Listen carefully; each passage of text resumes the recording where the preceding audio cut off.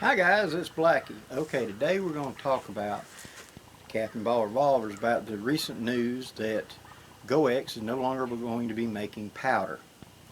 Now, as I understand at this time, the reason given was there was a problem at the factory and they've decided rather than repair it, they're just going to close down operations. Now, given how big cowboy action is, given how big the muzzleloading seasons are in the United States, of inline and etc., I feel that that would be coming back. Somebody else would be buying it. And there is another powder manufacturer out of Texas, I think Swiss Powder, is actually made in Texas. So they're going to try to step up and meet the demand. But quite a few of you have asked me to do a video about this and talk about substitutes because it's getting hard to find GOEX or black powder. I have had experience with several of these over the years, and the two that I have right now that I've been using are Pyrodex and 777. Pyrodex P and 777. Of these two, I have 20 years experience with Pyrodex P. It's my preferred powder actually. I have black, pure black powder GOEX, and I burn that in my flintlock. But for many, many years, what I shoot in my Captain Ball revolvers has been Pyrodex. Now you're going to have people tell you, oh my God, it rusts the gun. I got news for you. Any of them will rust your gun. Okay? Just because this is a smokeless powder that has been created for use in a percussion revolver does not mean you can shoot it and throw it in the locker and not think about it for 6 months. You still got to clean it the day you shot it. Just sorry, that's just the nature of the beast. 777, same way. Now 777 is a bit of a rogue, and I have experimented some with it, but what it is it does not like to be compressed, and it says so in big on the warning label. Don't compress it. It just pour it in and put the on top minimum compression, because the more you compress it, the higher it spikes the velocity, the more it acts like smokeless powder and your pressures go up. And I have found when I try to do maximum loads that it's erratic. I might go up and down 50 to 100 feet per second, depending. And so that, I want consistency. So I have used it sparingly, and I prefer the Pyrodex, to be honest with you. Now, what have I learned over time? With the Johnson & Dow bullet, shooting out of my Remington, I hit 900 feet per second with this. You heard that right. That's way too hot. I want somewhere around the 800, 850 foot range is what I'm looking for a full power load in a 45. I get that out of Pyrodex. I can break 1,000 feet per second with my Pyrodex in a 36 sometimes if it's got a nice big chamber and it takes a little bit more grains.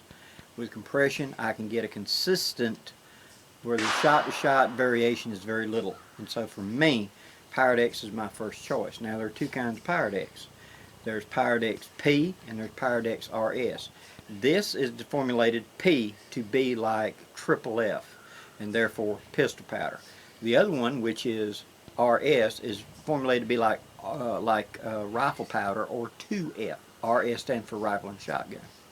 I have used both of them in my non-flintlock guns, and I have found both of them to perform very well. And I have got good target accuracy in the RS in my Captain Ball revolvers. If you're going for punching holes in a target, take a look at RS.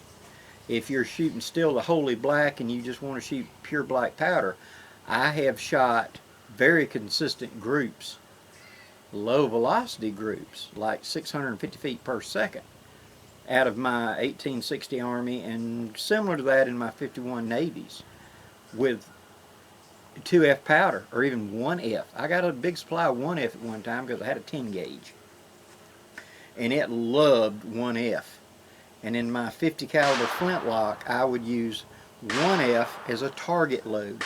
50 grains of 1F made just a ragged hole out there at 25 and 30 yards. Of course, it was like pop.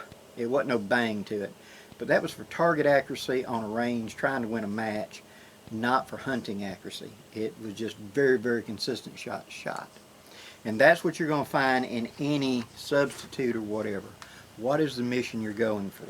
If you're going for hunting, then I want good velocity. I want very consistent accuracy. If I'm going for bullseye accuracy on range, I'm more inclined to the accuracy than I am over velocity. You see what I'm saying?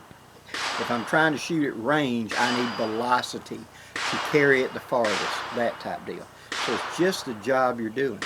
So for me, for my cap and ball revolvers, it's Powered XP or black powder. If I'm using the Johnson & Dow bullet and I'm at a low capacity because of the chamber, the 777 I'll play with because I get more oomph out of less grains. But you reach a point there, you know, so you just got to be aware. Something that I encourage all of y'all to buy is a chronograph, you know, and I have been in the shooting sports for 45 to 50 years. And I've known guys that have spent big money building long-range target rifles, building their dream hunting rifle, building their perfect combat gun, their assault gun, their whatever. And they wouldn't even hesitate dropping $1,000 on a scope or something to go onto a gun like that. And then you ask them, well, what is the velocity of the load? And they pull up a box of ammo and they're quoting it off of the box. They don't own a chronograph. Chronographs are relatively cheap. So if you want to learn more about your guns and get consistency, you're going to need a chronograph. I will take my guns, I will dial in for accuracy, and then I'll fire them over a chronograph to see what my velocities are. As I've said, I have had combinations, well, like this 51 Navy right here with 22 grains of Powered XP and a 380 round ball pushed in there with a Wonder Wad in it and a CCI number 11 cap will generate a ragged hole at about 20 yards. The velocity of that load is 550 feet per second. A little weak. I might shoot bunny rabbits with it up close, but it's not power. Okay, that's a target load. This same gun loaded up, I can get 800 or 900 feet per second with a different load. Well, what's that job? Well, that's when I'm carrying it and I'm going to be around hog. And I'm wanting it as a coup de grace gun for a hog or something like that.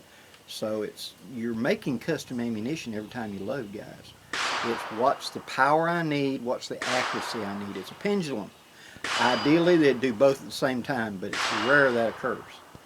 So, in conclusion, with the departure of GOEX for the time being, if you're looking for powder substitutes, I suggest you start with Powered X and the cap and ball. That's just my experience.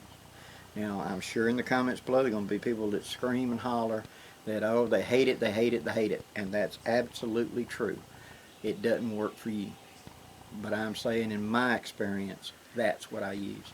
You're going to have people hollering that 777 is the greatest thing ever invented, and that's in their experience.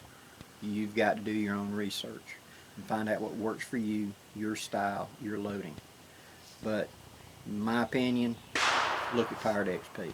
It's consistent, it cleans up easily with water, it's very forgiving, it doesn't foul up very fast, and it's something that's in the long run easier for me to do. And in my environment, which is so hot and humid, I can keep my guns running in the field without a whole lot of hassle. And to me, that's all I ask of the powder. Hope you enjoyed this, guys. Please hit that like, share, and subscribe button before you go. And until next time, I'm Blackie wishing you safe journeys. Have a great day, guys.